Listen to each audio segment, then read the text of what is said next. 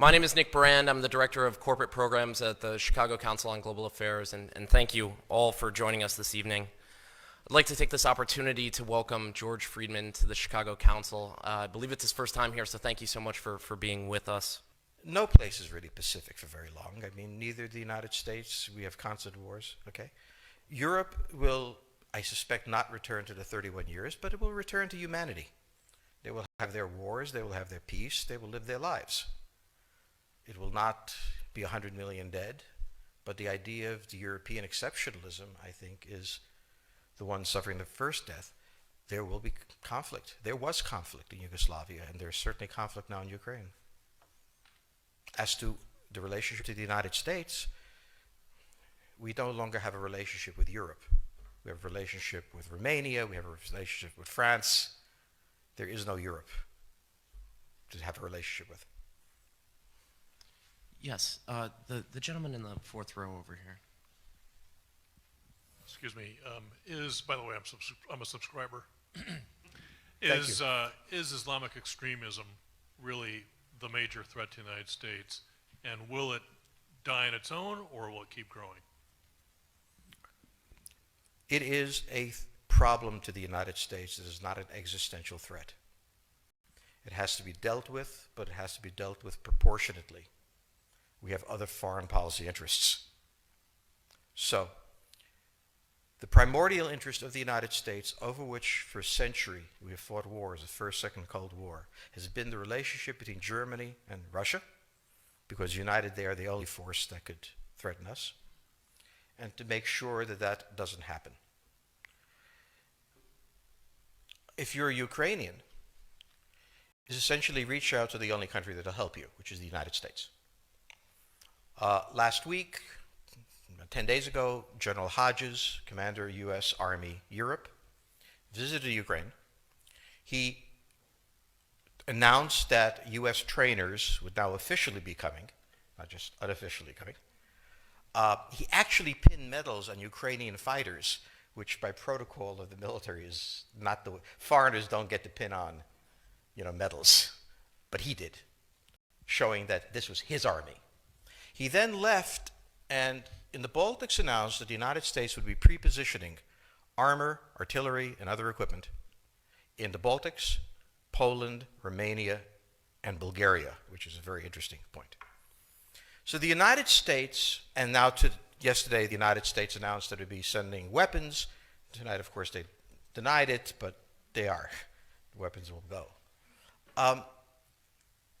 In all of this, the United States has acted outside the context of NATO. Because NATO has to have a 100% vote. Any one country can veto anything.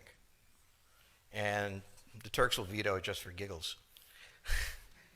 The point is that the United States is prepared to create a cordon sanitaire around Russia.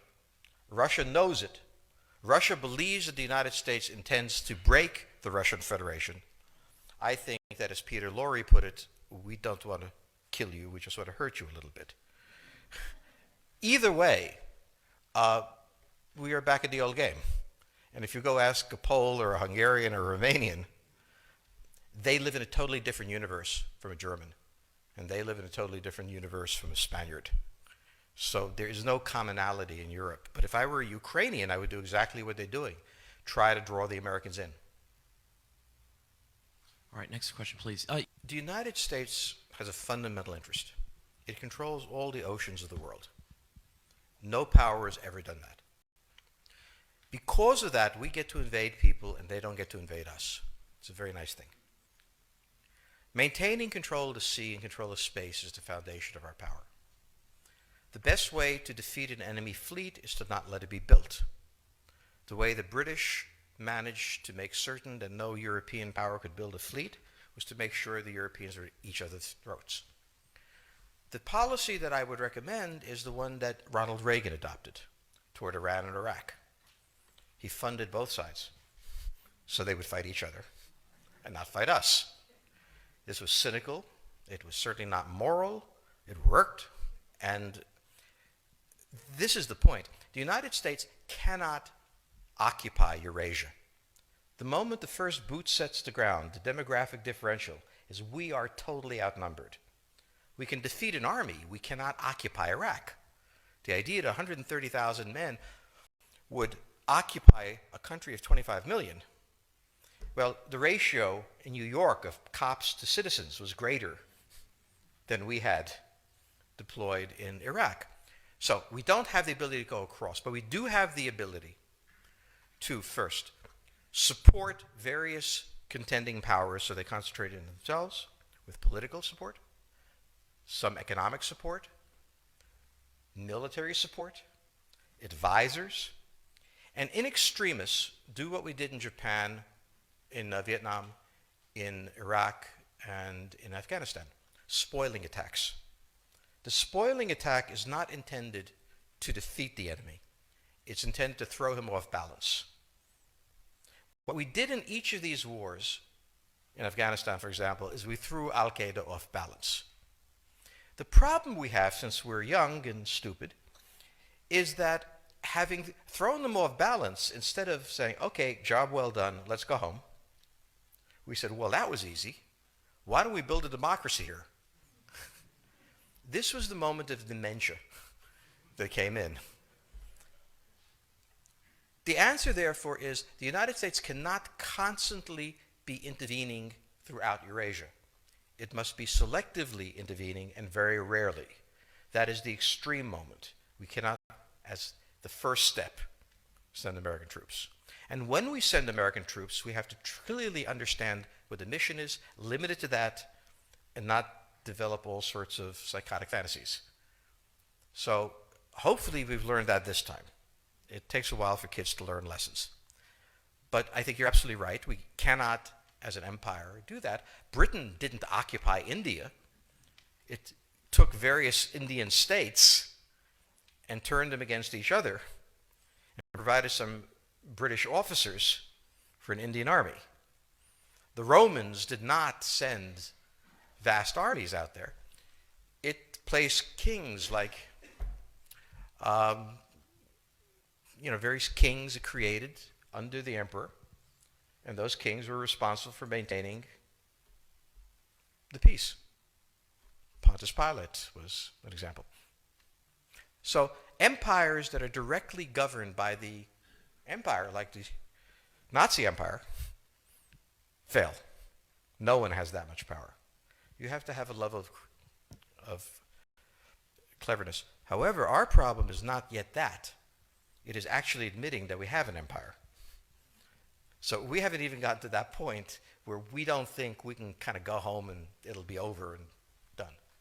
And so we're not even ready for chapter 3 of the book. Next question, please. Yes, the gentleman right here in the fourth row.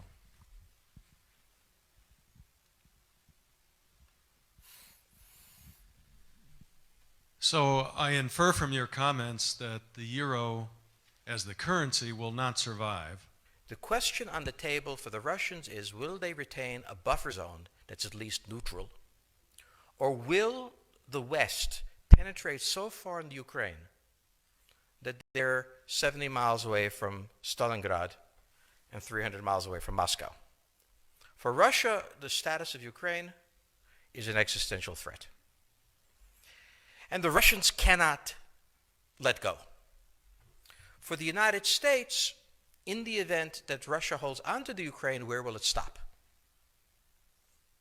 Therefore, it's not an accident that General Hodges, who's been appointed to be blamed for all of this, is talking about prepositioning troops in Romania, Bulgaria, Poland, and the Baltics. This is the intermarium, from the Black Sea to the Baltic, that Pilsudski dreamt of. This is the solution for the United States.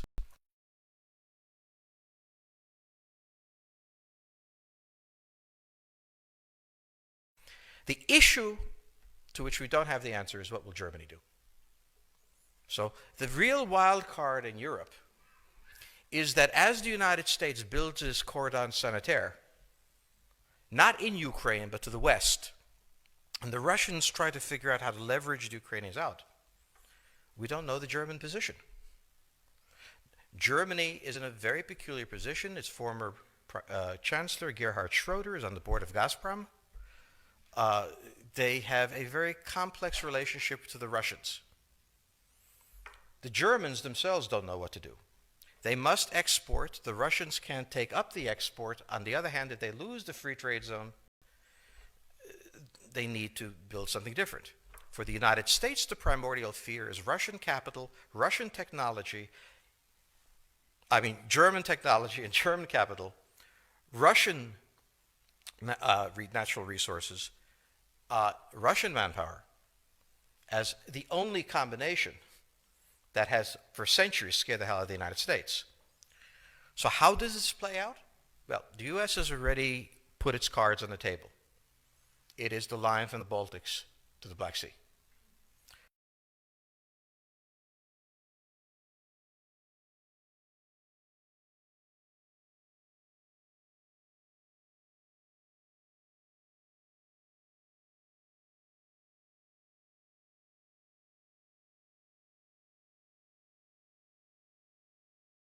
For the Russians, their cards have always been on the table. They must have at least a neutral Ukraine, not a pro-Western Ukraine. Belarus is another question. Now, whoever can tell me what the Germans are going to do is going to tell me about the next 20 years of history. But unfortunately, the Germans haven't made up their mind. And this is the problem of Germany always. Enormously economically powerful, geopolitically very fragile, and never quite knowing how to reconcile the two.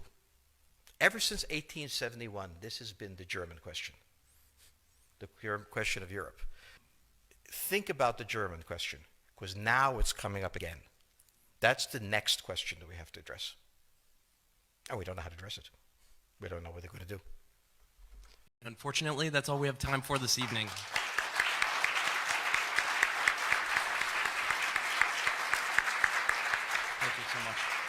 Thank you so much, George Friedman. He'll be signing copies of his book in the rear of the room. Thank you as well to the Chicago Club for co-sponsoring this evening. Good night.